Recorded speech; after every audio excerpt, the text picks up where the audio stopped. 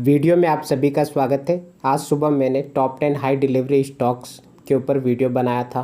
साथ ही में उसमें मैंने आज जो कंपनी के रिज़ल्ट आने वाले हैं उन कंपनीज़ के नाम भी बताया था।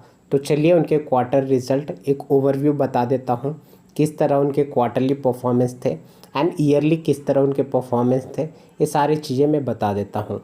पर उससे पहले कल मैंने कुछ स्टॉक्स बताए थे जिसके क्वार्टर रिज़ल्ट मैंने बताया था। साथ ही में कुछ कंपनीज़ के अच्छे क्वार्टर रिज़ल्ट आए थे, उन कंपनीज़ के नाम भी बताया था।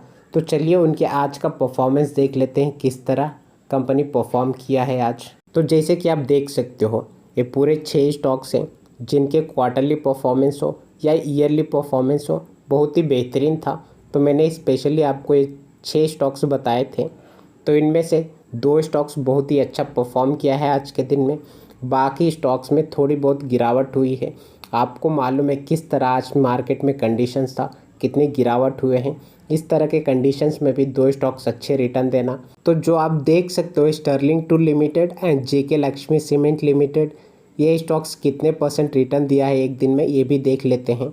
तो जैसे कि देख सकते हो, जेके लक्ष्मी सीमेंट आज के दिन में करीब करीब 7% का रिटर्न देना।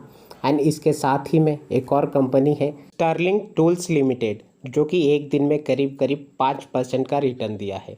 तो चलिए इसी तरह से आज जो कंपनीज़ के रिजल्ट थे तो किस तरह उनके परफॉर्मेंस आए हैं ये देखते हैं।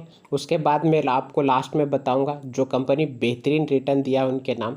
तो आप उसके बारे में सोच सकते हो कल के बारे में। अगर मार्केट कंडीशंस बिल्कुल नॉर्मल हो तो बिल्कुल ही आपको जो स्टॉक्स मैं बताऊंगा कल के दिन आपको बेहतरीन रिटर्न दे सकता है। आप सभी से एक रिक्वेस्ट है कि चैनल नया है तो सपोर्ट कीजिएगा। स्टॉक नंबर 1 है HPCL, जिसका क्वार्टरली परफॉर्मेंस बहुत ही बेहतरीन था। अगर आप ईयरली इनके परफॉर्मेंस देखो तो थोड़ा कम हुआ है। चलिए तो दूसरे देख लेते हैं, अशोक लीलैंड, जिसका क्वार्टरली परफॉर्मेंस बेहतरीन था पर ईयरली कंपनी अभी भी प्रॉफिट में नहीं आ पाई है। कंपनी अभी ब्रेक इवन पॉइंट तक भी नहीं आ पाई है। तो आपको इसके बारे में बिल्कुल नहीं सोचना है। चलिए आगे देखते हैं, बॉश लिमिटेड, जो कि एक बेहतरीन कंपनी है। क्वार्टरली हो या एनुअली परफॉर्मेंस हो बेहतरीन आया है। तो आपको इस कंपनी को नोट करके रखना चाहिए कल के दिन के लिए। आगे बढ़ते हैं, चंबल फर्टिलाइज़र एंड केमिकल, जिसका क्वार्टरली परफॉर्मेंस हो या ईयरली परफॉर्मेंस हो बहुत ही ख़राब आया है। तो आप इसके बारे में ध्यान रखिएगा, इस तरह के कंपनीज में इन्वेस्टमेंट आपको नहीं करनी है।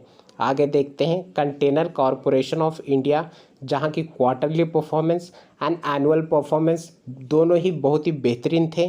तो ये भी आप नोट कीजिएगा। अभी तक 2 ऐसे स्टॉक्स हुए हैं जो कि आपको नोट करके रखना है।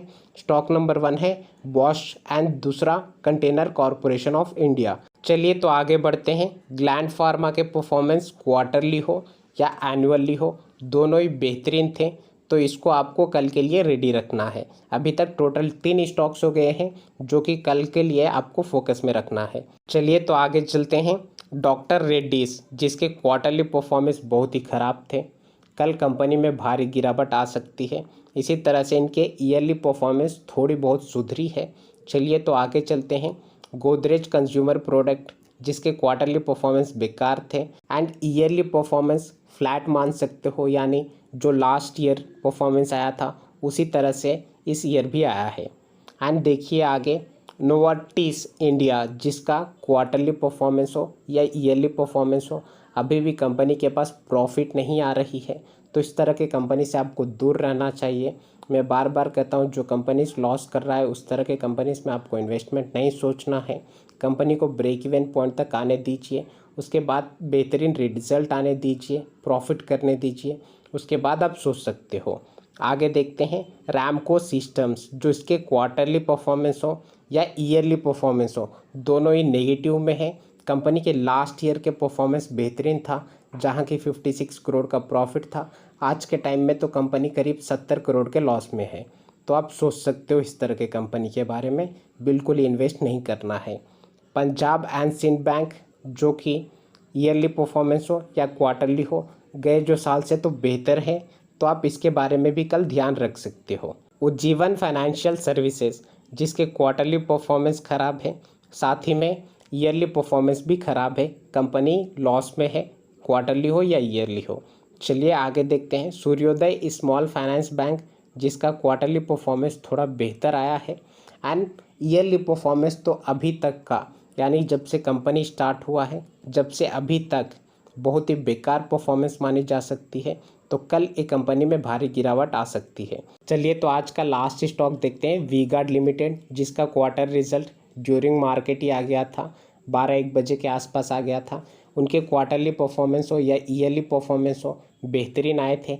इसके ऊपर मैंने डिटेल वीडियो भी बनाया है। उनके प्रोडक्ट्स बेहतर हैं, उनके सर्विसेज बेहतर हैं। इन जो भी कंपनी कर रही है उसकी डिमांड भी है, क्योंकि इनके क्वार्टरली परफॉर्मेंस हो या ईयरली परफॉर्मेंस हो अच्छी तरह से इंक्रीज़ होता हुआ आ रहा है। तो आपको अच्छी कंपनी में इन्वेस्टेड रहना है। आपको सबसे पहले कंपनी के सेल्स एंड प्रॉफिट देखना है, जो ईयरली ग्रो हो रहे हैं उसी तरह के कंपनी में इन्वेस्ट करना है। चलिए मैं फिर से एक बार रिपीट कर देता हूँ जो स्टॉक्स पे कल के दिन आपको फोकस करना चाहिए। सबसे पहले बॉश लिमिटेड, उसके बाद container corporation of India, and third one gland pharma, fourth है वी गार्ड। ये सारे अच्छे स्टॉक्स थे जिनके क्वार्टरली एंड एनुअली परफॉर्मेंस बेहतर आए हैं। साथ में आप पंजाब एंड सिंध बैंकों को कंसिडर कर सकते हो, उतना खास नहीं पर बेहतर रिजल्ट तो आया है। तो चलिए आज के वीडियो में इतना ही, मिलते हैं अगली वीडियो में। वीडियो को लाइक एंड चैनल को सब्सक्राइब कर दीजिएगा। थैंक यू, जय हिंद।